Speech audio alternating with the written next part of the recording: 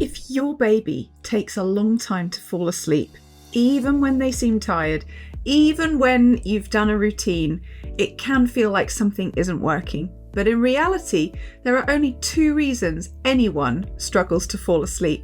Either they're not tired enough or they're not calm enough. And once you understand which one is happening, it becomes much easier to know what to change and what not to worry about. Hi, I'm Lindsay, co-founder of the Holistic Sleep Coaching Program, where we train sleep professionals in responsive, evidence-informed approaches to baby sleep. One of the most common concerns we hear is, my baby takes ages to fall asleep. So let's break down what's actually normal and what might need adjusting. Before anything else, we need a quick reality check. The time it takes to fall asleep is called sleep latency, and for babies, children, and adults, anything under 30 minutes is considered normal. So if your baby takes 10 minutes, 20 minutes, even 25 minutes, that is still within a completely normal range. Some babies fall asleep very quickly, within 5 minutes, and while some people associate that with sleep deprivation, it can also simply reflect strong sleep cues and a well-established wind down. So the first step is understanding taking time to fall asleep is not a problem in and of itself. When sleep latency starts to feel long or difficult, it almost always comes back to two things: either not enough sleep pressure or dysregulation. Let's go through both. Sleep pressure is the biological drive to fall asleep.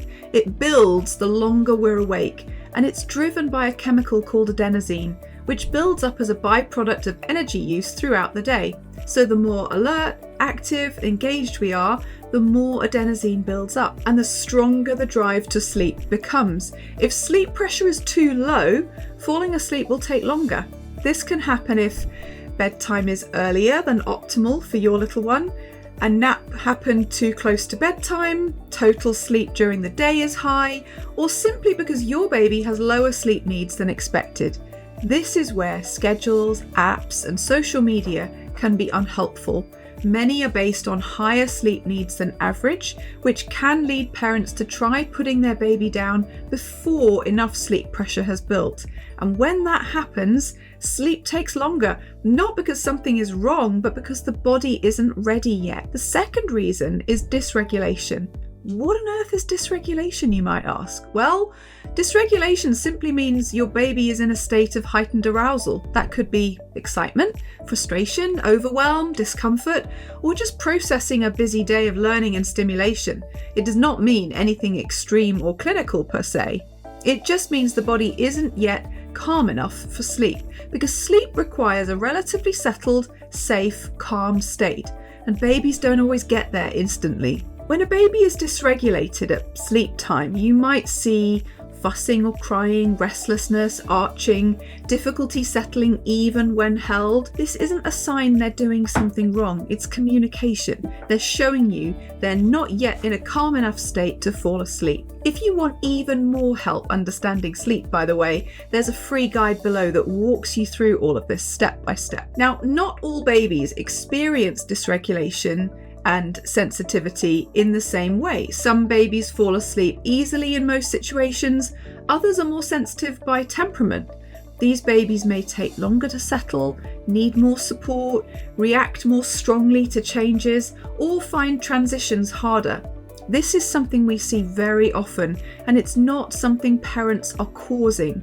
It reflects normal differences in infant temperament. Throughout the day, babies take in a huge amount of sensory input: light, sound, movement, interaction. By the end of the day, many babies are simply not fully settled yet.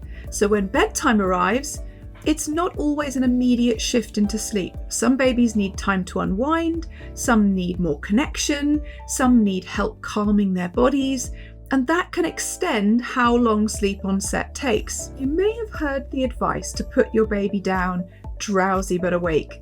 This is often recommended to uncouple feeding from sleep. If it works for you and your little one, great, but for most babies, it doesn't. That's because there are two problems with this. First, feeding naturally supports sleep.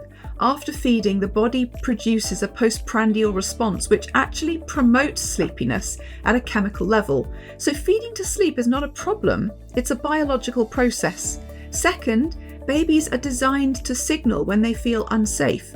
From an evolutionary perspective, being alone as a baby was dangerous. So if a baby is placed down away from a caregiver and cries, that's not a bad habit, it's a survival response, which means many babies need support, holding, feeding, or closeness to reach a calm enough state for sleep. So when should you be concerned?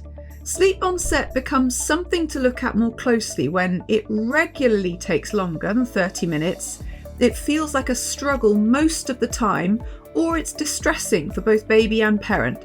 And when that happens, we come back to the two core questions. Is there enough sleep pressure?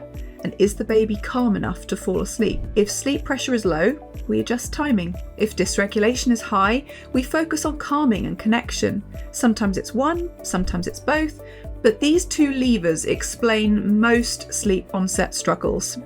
One of the most helpful shifts for parents is this: falling asleep is not always immediate, and it doesn't need to be. If your baby takes 10, 15, even 20 to 25 minutes to fall asleep, that's completely normal. The goal isn't instant sleep, it's supported, appropriate sleep. So if your baby takes a while to fall asleep, it doesn't automatically mean something is wrong. In most cases, it comes back to sleep pressure or regulation. And once you understand those, you can respond much more clearly without second guessing everything you're doing. And if this was helpful, you might also want to watch the video on why babies wake after short sleep cycles, because these patterns are often connected. Thanks for watching, and I'll see you next time.